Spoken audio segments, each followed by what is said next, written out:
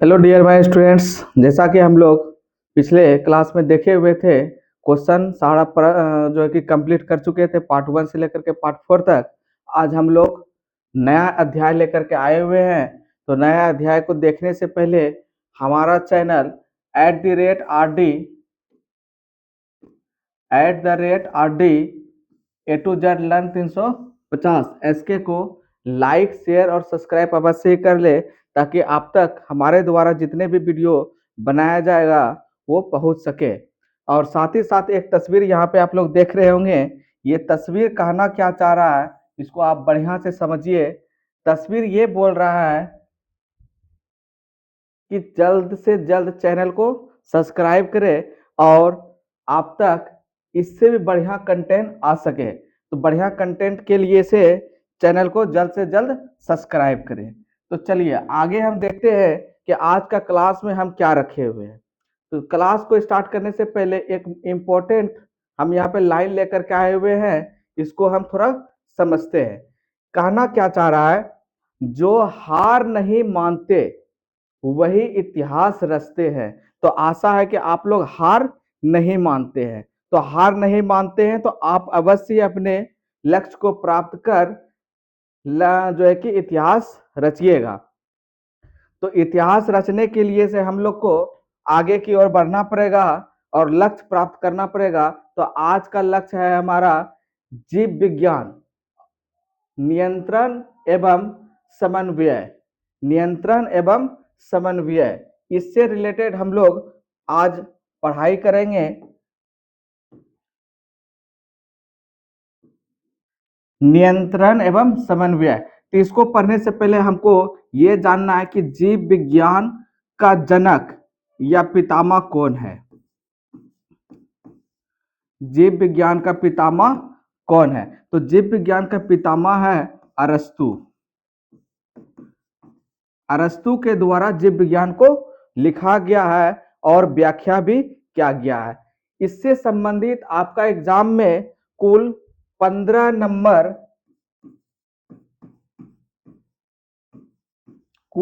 Number का प्रश्न पूछा जाता है, जो रिलेटेड है सब्जेक्टिव और ऑब्जेक्टिव से। तो आज दोनों टाइप का हम लोग टॉपिक को देखेंगे। तो चलिए फिगर की ओर बढ़ते हैं हम लोग।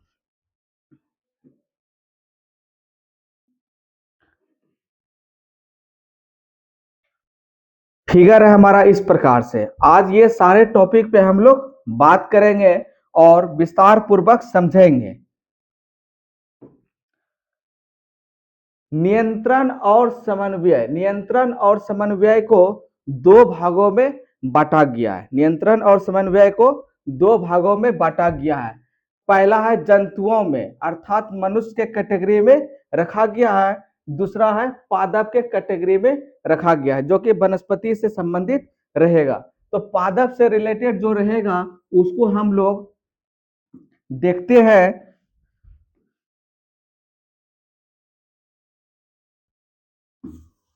पादपों के बारे में हम लोग पढ़ाई करेंगे। तो इसको जानने से पहले हम लोग जानते हैं जंतु में और रिलेटेड फॉर मनुष्य, इसके बारे में हम लोग जानेंगे। तो यहाँ पे ध्यान से देखिएगा, मनुष्य के कैटेगरी अर्थात जंतु के भाग को भी दो भागों में बांटा गया है।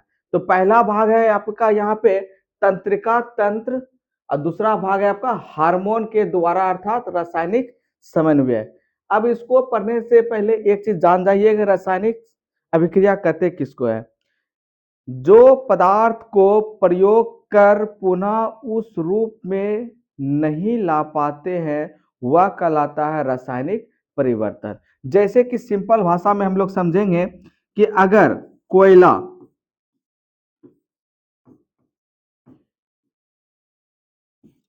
कोयला है और यहाँ पे मान लेते हैं कि लकड़ी है, तो लकड़ी से कोयला तब प्राप्त हुआ होगा जब लकड़ी को हम जलाए होंगे। तो लकड़ी को जब जलाते हैं, जलाने के बाद उस पर जब पानी का छिड़काव करते हैं तो प्राप्त होता है कोयला। अब कोयला जब प्राप्त हो जाएगा, अब फिर वापस अगर हमको कोयला से लकड़ी की ओर आना है वो हम नहीं आ पाएंगे। तो इस स्थिति में वह कहलाता है रासायनिक। तो रासायनिक के बारे में हम लोग जान गए। भौतिक का मतलब क्या होता है? जिसको हम प्रयोग कर लिए और दोबारा वो चीज को भी ग्रहण कर लिए, वो कहलाता है भौतिक। जैसे कि मान लेते सिंपल भाषा में हम लोग समझते हैं, मान लीजिए कि यहाँ पे है आपका मोमबत्ती। मोमबत्ती मोमबत्ती को जब हम जलाते, मोमबत्ती का मान लीजिए कि आकार इस प्रकार से है, इसको अगर हम लोग जलाते हैं तो लंबाई जो भी है, मान लीजिए ये लंबाई आपका 5 सेंटीमीटर है, इसको हम जलाए तो जलाने के बाद यहाँ पे हम लोग का इस प्रकार से जो है कि मोम जमा होता है। तो मोम जब जमा हुआ तो पुनः इसको हम गर्म कर पिघला कर एक सांचा देंगे पाइप का, और इसमें ये मोम को डालेंगे तो पुनः मोमबत्ती प्राप्त हो जाएगा। तो इस स्थिति में वो कहलाता है भौतिक परिवर्तन। तो ये दोनों चीज हम लोग समझ गए, रासायनिक परिवर्तन और भौतिक परिवर्तन। तो रासायनिक में दोबारा हम प्राप्त नहीं कर सकते हैं और भौतिक में दोबारा हम प्राप्त कर सकते हैं। और भी इससे डिटेल हम लोग जानेंगे। तो फिलहाल अभी हम लोग देखते हैं, अब यहाँ पे दो भाग जान गए। तो अब देखिए, तंत्रिका तंत्र को यहाँ पे 3 भाग में रखा गया है। तो तंत्रिका तंत्र को पहला रखा गया मस्तिष्क, दूसरा रखा गया है मेरुरज्जु, मेरुरज्जु को ही बोला जाता है स्पाइनल कार्ड। तो ध्यान में रखिएगा, दोनों एक ही नाम है। तीसरा रखा गया है तंत्रिकाएं। अब इसके बारे में हम लोग को जानना है। तो जानने से पहले बारी बारी से भी हम लोग देखेंगे। तो पहले चलते मस्तिष्क की ओर बढ़ते हैं। मस्तिष्क की ओर बढ़ेंगे तो इसका कार्य के बारे में हम लोग जानेंगे कि मस्तिष्क में क्या क्या प्रश्न बन सकता है। तो इसको जानने से पहले शॉर्ट में यहाँ समझेंगे, उसके बाद इसका विस्तार अभी हम लोग देखते हैं। तो यहाँ पे देखिए, मस्तिष्क को 3 भाग में बांटा गया है।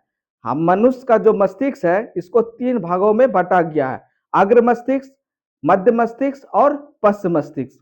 तो ये जो हमारा हिस्सा है आगे का, ये कहलाता है अग्र मस्तिष्क। अग्र मस्तिष्क को बहुत ही बारीकी से हम लोग जानेंगे, क्योंकि अग्र मस्तिष्क से बहुत सारा एग्जाम में प्रश्न पूछा जाता है, सब्जेक्टिव के रूप में भी और साथ ही साथ ऑब्जेक्टिव के भी रूप में। तो हम लोग जानते हैं सबसे पहले ये कि अग्र मस्तिष्क में कुल हमारा 14 हड्डी है। मतलब कि हमारे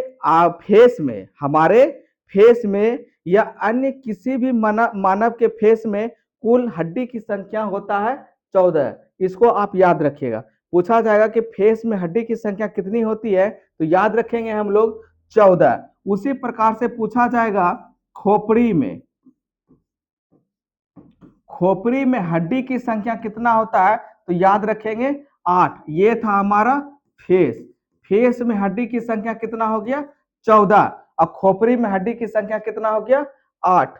अब ये जो हमारा कान है, कान में हड्डी की संख्या है, कान में हड्डी की संख्या पाया जाता है 6। 6 जो पाया गया, ये दोनों कान मिलाकर के हड्डी की संख्या, 3 हड्डी इसमें पाया जाता है और 3 हड्डी इसमें पाया जाता है, दोनों को ऐड करेंगे तो प्राप्त हुआ 6 हड्डी। ये सब एग्जाम में पूछा जाता है। पूछा जाएगा फेस में हड्डी की संख्या कितनी होती है, तो याद रखेंगे 14, खोपड़ी में याद रखेंगे 8 हड्डी होता है और कान में 6 हड्डी होता है। ये सब क्वेश्चन हमारा बहुत ही इंपॉर्टेंट है। अब साथ ही साथ देखिएगा कि खोपड़ी जो हमारा जो ये अग्रभाग है, तो अग्रभाग में आंख जो दिख रहा है, आंख का वजन भी पूछा जाता है। आंख का वजन, तो आंख का वजन याद रखेंगे 28 ग्राम होता है। कोई भी व्यक्ति का आंख का वजन हो जाएगा 28 ग्राम। तो ये भी याद हम लोग रखेंगे। नेक्स्ट क्वेश्चन यहां से आपका बनेगा यू यू आकार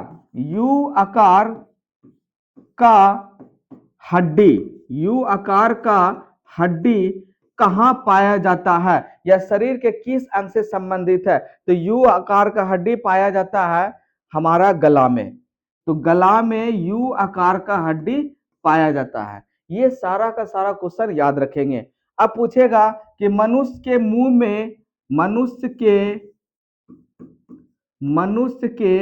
मुंह में कुल दांत की संख्या कितनी होती है? तो याद रखेंगे 32। 32 हर मनुष्य के मुंह में दांत की संख्या पाया जाता है। लेकिन पूछा जाएगा कि दूध का दांत कितना होता है? दूध का दांत कितना होता है? तो दूध का दांत होता है 20।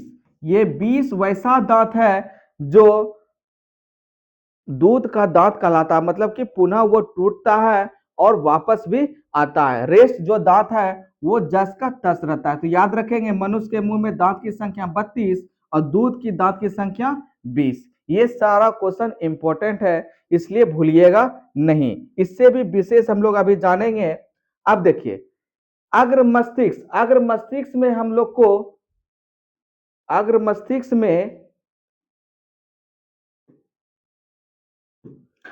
मस्तिष्क का काम होता है सोचना, सूंघना, देखना और सुनना। ये सारा का सारा काम है अग्र मस्तिष्क का। मान लीजिए कि अभी हम चल रहे हैं, जंगल में चल रहे हैं और वो भी खुले पैर बिना चप्पल का चल रहे हैं। और चलने के दरमियान में किसी कारणवश भूलवश कांटा पैर में चुभ जाए, तो उस स्थिति में हम लोग को तुरंत पता चलता है कि हमारे पैर में कांटा चुभ गया।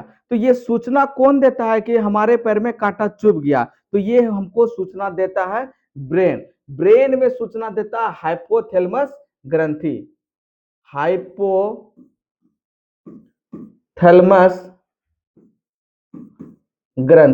हाइपोथैलेमस ग्रंथि जो है ये सूचना ब्रेन को देता है।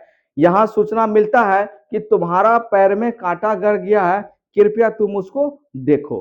तो हाइपोथैलेमस ग्रंथि के द्वारा ही हम लोग को पता चलता है सोचने का, किसी के बारे में जानने का, वही हमको सूचना देता है। सूंघने का, देखने का। आप कभी कभी देखिएगा आसपास में या पड़ोस में देखिएगा चिकन अगर बन रहा है, चिकन यदि बन रहा है तो उसका दुर्गंध हमारे नाक तक पहुंचता है, तो हम बोलते हैं कि फलना के यहाँ चिकन बन रहा है, बगल में चिकन बन रहा है। तो वो सूंघने का शक्ति हमको प्राप्त होता है हाइपोथैलेमस ग्रंथि के द्वारा। सूचना ब्रेन को मिलता है और ब्रेन के द्वारा ही हम लोग को पता चलता है आगे क्या हो रहा है, मतलब कि चिकन बन रहा है या अन्य क्या चीज का सुगंध है। अब सुनना, सुनने के लिए भी हम लोग को वही जिम्मेवार है। अब इसके बारे में विशेष हम लोग जानते हैं। अब देखिए जैसे कि मान लेते हैं कि फिगर के रूप में देखते हैं। मान लीजिए हम फिगर से हम आपको समझाने का प्रयास करते हैं, उसके बाद फिर पुनः बैक होते हैं। अब इसको आप ध्यान पूर्वक से देखिए। मानव मस्तिष्क, ये है आपका मानव मस्तिष्क। मस्तिष्क आपका यही है। हर मनुष्य का मस्तिष्क एक ही जैसा होता है। इसको आप ध्यान से देखिए, उसके बाद हम इसका चर्चा करेंगे। देखिए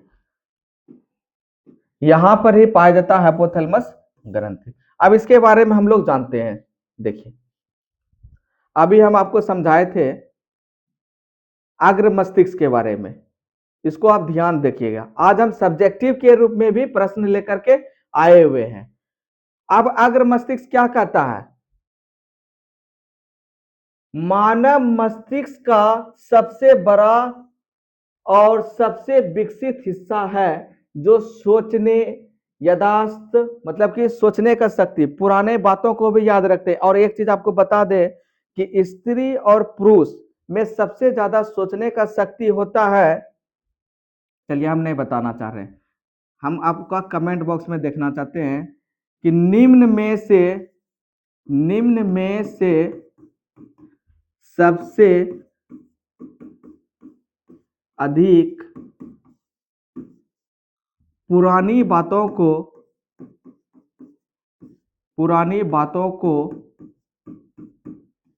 कौन याद रखता है? इसका जवाब आपको हां और ना में देना है। अब इसमें भी अब हाँ और ना में दीजिएगा, तो ये भी आप कमेंट में लिख दीजिएगा नोट में कि उसमें हाँ और ना में कौन आएगा, स्त्री आएगा या फिर पुरुष आएगा। अगर पुरुष आता है तो हाँ लिखिए, और यदि स्त्री आता है तो ना लिखिए। हाँ और ना में जवाब देना। पुरुष के लिए इंगित किए यस और स्त्री के लिए इंगित किए ना। अब यहां पे देखते हैं,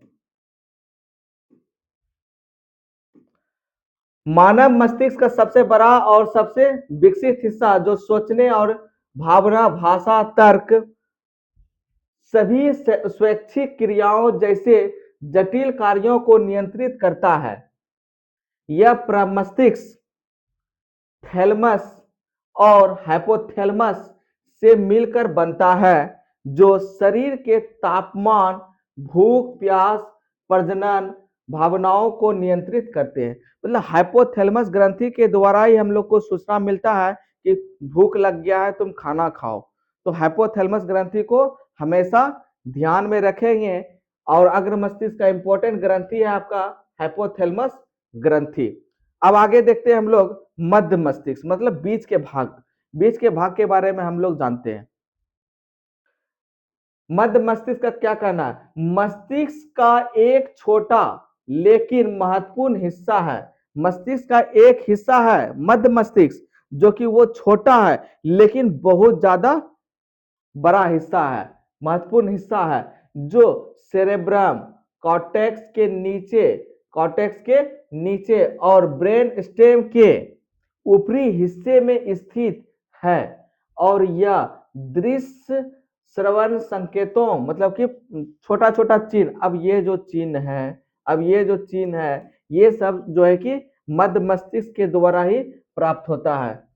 तो प्रोसेस करने, शरीर और सिर की गतिविधियों को नियंत्रित तथा अचानक आने वाले खतरों पर प्रतिक्रिया, जैसे गर्म चीज छूने पर हाथ हटना, ये सब जो है कि हम लोग को मध्य मस्तिष्क के द्वारा ही प्राप्त होता है। अब जैसे कि मान लीजिए कि यहाँ पे रखा हुआ है लालटेन।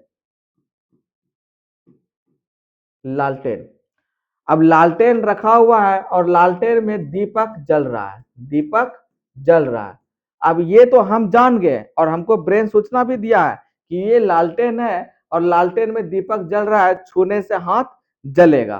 तो छूने से हाथ जो जलेगा ये कौन समझा रहा है? तो ये आपको मध्य मस्तिष्क समझा रहा है। सूचना तो दिया हाइपोथैलेमस ग्रंथि, वो सूचना मिला हमको ब्रेन में, लेकिन ये जो हाथ जल जाएगा ये कह रहा है मध्य मस्तिष्क। तो ये मस्तिष्क का इंपॉर्टेंट भाग है, इसको भी आप लोग याद रखिएगा। आगे हम चलते हैं पश्च मस्तिष्क, मतलब कि मस्तिष्क को 3 भाग में बांटा गया था, अग्र मस्तिष्क, मध्य मस्तिष्क और पश्च मस्तिष्क।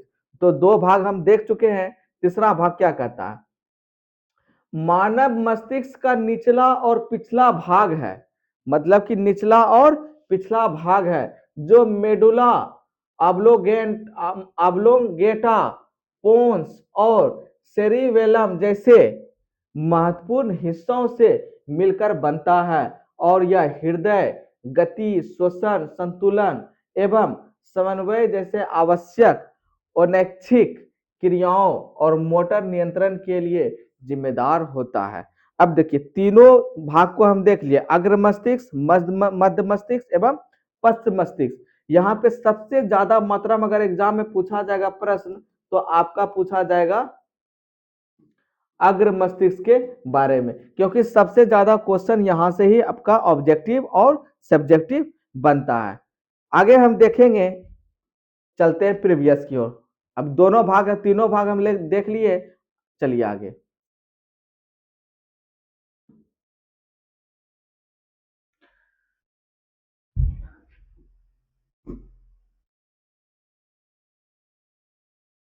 अब देखिए, मस्तिष्क के बाद एक बेलनाकार संरचना है।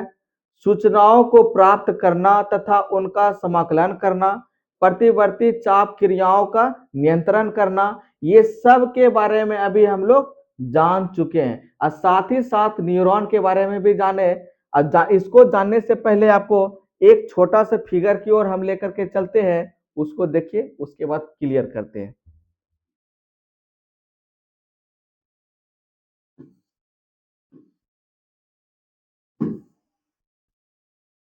देखिए, अभी हम लोग तंत्रिका तंत्र के बारे में जानना चाह रहे थे, तो फिगर के माध्यम से हम समझाते हैं आपको। यहाँ पे क्या लिखा हुआ है? न्यूरॉन, तंत्रिका कोशिका तंत्रिका ऊतक की मूल इकाई है। पहले तो ये एक आपका एमसीक्यू इंपॉर्टेंट है, जो कि स्टार एच वीवीआई है। ये हर आपका एग्जाम में मतलब कि साल देखा गया है, और हर सेट में आपको ये प्रश्न देखने को मिलेगा। पूछा जाएगा तंत्रिका तंत्रिका कोशिका संबंधित है किससे? तो याद रखेंगे न्यूरॉन से। पहला प्रश्न बनता है। दूसरा क्वेश्चन बनेगा तंत्रिका ऊतक की मूल इकाई क्या है? तो इसका आंसर याद रखेंगे न्यूरॉन। यहां से दो प्रश्न इंपॉर्टेंट बनता है। तो संबंधित अगर पूछेगा तंत्रिका कोशिका का, तो याद रखेंगे न्यूरॉन। और ऑब्जेक्टिव के रूप में पूछा जाएगा तो तंत्रिका ऊतक की मूल इकाई क्या है, तो याद भी रखेंगे न्यूरॉन। अब न्यूरॉन का तस्वीर इस प्रकार का है, इसको आप लोग दिमाग में अटैच कीजिएगा। सब्जेक्टिव में ये पूछा जाएगा, तो ये एग्जाम में 3 नंबर या फिर 2 नंबर का रहेगा। 3 या फिर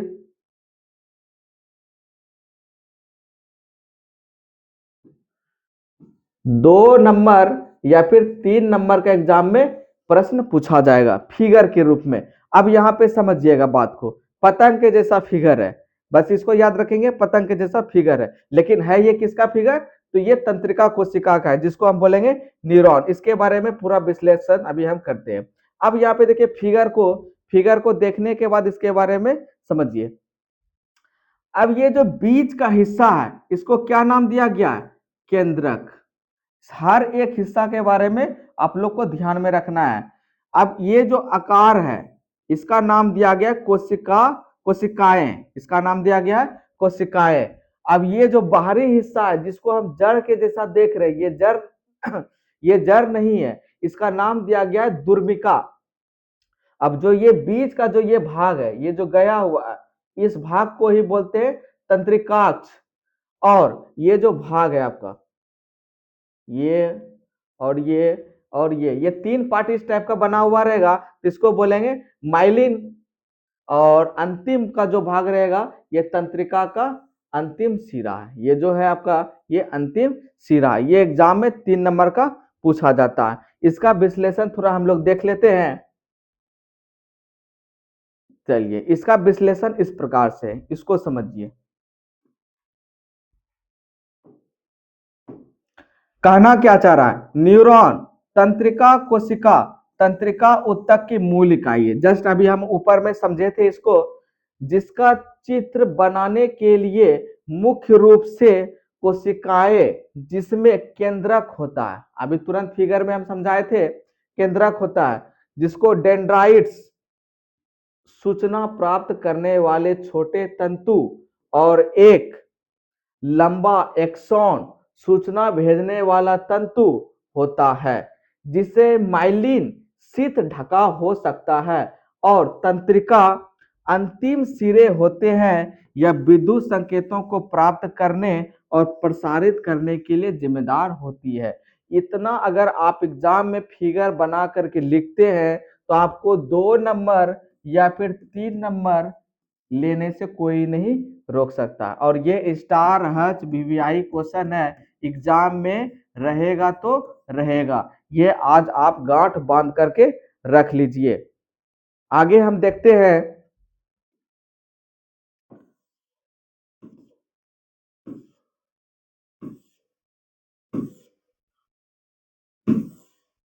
आज का क्लास कैसा लग रहा है, आप लोग कमेंट बॉक्स में जवाब दें। अगर आपको अच्छा लग रहा है, तो अपने दोस्तों को शेयर कीजिए, और चैनल को लाइक शेयर सब्सक्राइब करने में बिल्कुल ही त्रुटि ना करें, ताकि आपके सब्सक्राइब और लाइक करने से और साथ ही साथ कमेंट करने से हमें भी उत्साह मिलती है अच्छे अच्छे कंटेंट लाने में।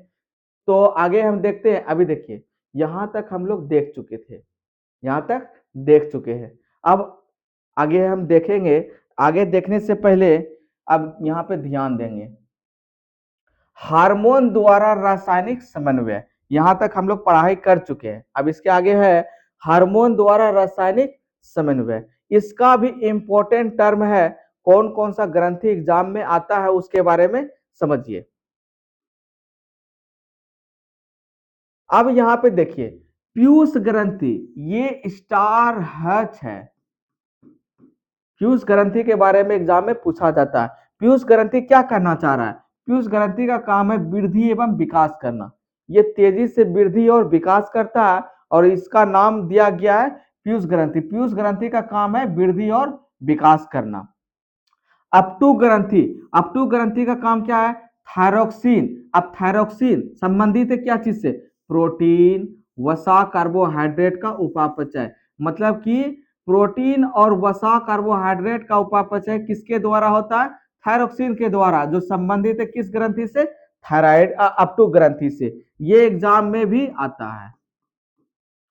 परावूट ग्रंथि, अब इसका काम है रक्त में कैल्शियम की मात्रा का नियंत्रण करना। रक्त में जो कैल्शियम की मात्रा है इसको नियंत्रण किया जाता है परावूट ग्रंथि से। अगला क्वेश्चन है आपका, यहाँ पे क्वेश्चन नहीं कहेंगे, बिंदु के आकार में हम आपको समझा रहे हैं। अधिवृक्क, जिसको बोलते हैं एड्रिनल, आप ध्यान में रखिएगा, एड्रिनल और अधिवृक्क दोनों एक ही नाम है, तो इसलिए कंफ्यूज नहीं करेंगे। प्रोटीन प्लस वसा प्लस कार्बोहाइड्रेट का उपापचयन एवं जल तथा लवणों का नियंत्रण किसके द्वारा होता है?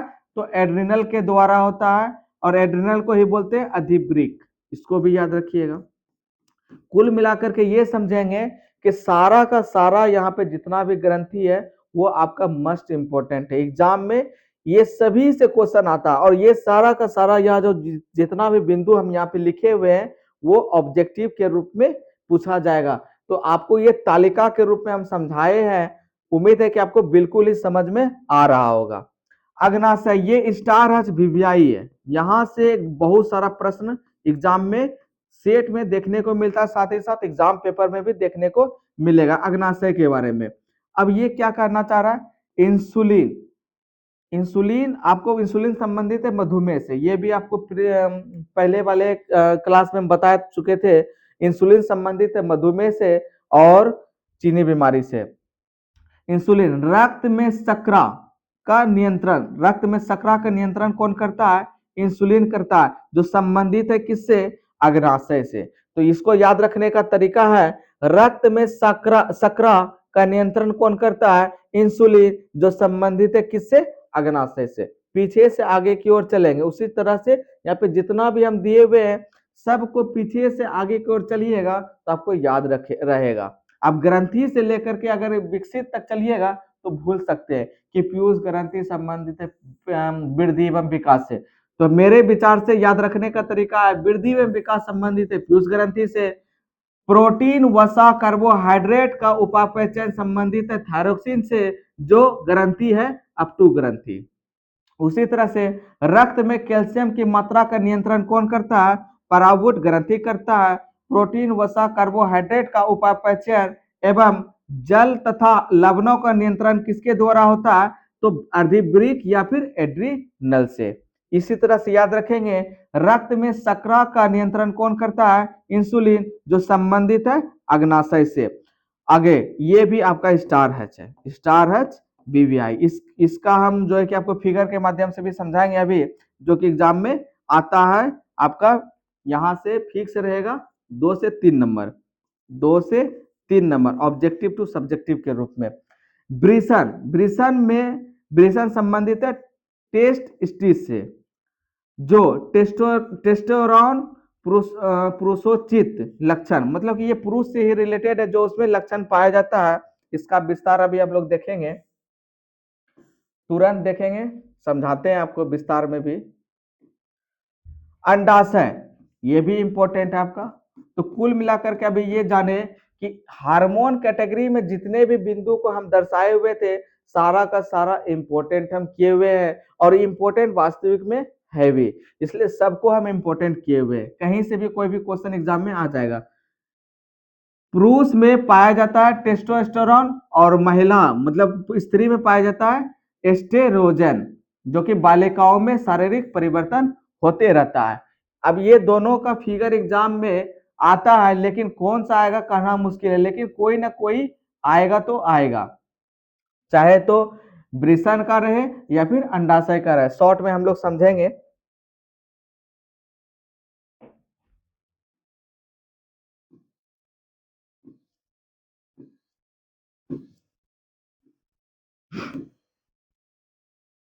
अब देखिए, ये है हमारा पुरुष का जनन तंत्र का एक नामांकित आरेख। ये इंपॉर्टेंट भाग है। अब ये इसी में हम लोग का जो है कि पार्ट बना हुआ है, ये पीडीएफ के रूप में आप लोग को दे दिएंगे, उसको ध्यान पूर्वक आप लोग देखिएगा।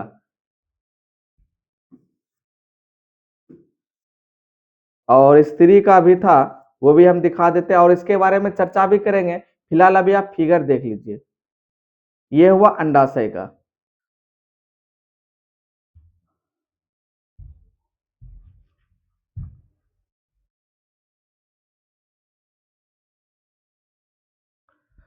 तो दोनों फिगर आप लोग यहाँ पे देख लिए। उम्मीद है कि आपको पूर्ण रूप से आज का क्लास बेहतर लग रहा होगा। यदि वीडियो वास्तविक में अच्छा लग रहा है तो अपने दोस्तों के पास इस लिंक को शेयर कीजिए। और साथ ही साथ पिछले 4 कक्षा हम लोग देख चुके थे, मतलब 4 पार्ट में देख चुके थे, पार्ट 1 से लेकर के पार्ट 4 तक। ये भी सारा वीडियो देखिए। हम नीचे डिस्क्रिप्शन बॉक्स में लिंक देंगे, उस लिंक के माध्यम से सारा का सारा आप जो है कि क्वेश्चन को रिवीजन कीजिए, ताकि वो सारा का सारा क्वेश्चन आपका जब वहां रिवीजन किया हुआ रहेगा, इस क्लास में बिल्कुल ही बढ़िया से समझ में आएगा। क्योंकि पिछले क्लास में सारा का सारा इंपॉर्टेंट क्वेश्चन करा चुके हैं, आज हम लोग सब्जेक्टिव के रूप में भी देख रहे हैं। चैनल को दबा के लाइक शेयर सब्सक्राइब कीजिए और अपने दोस्तों के पास शेयर कीजिए। मिलते हैं नेक्स्ट वीडियो में हम लोग। धन्यवाद।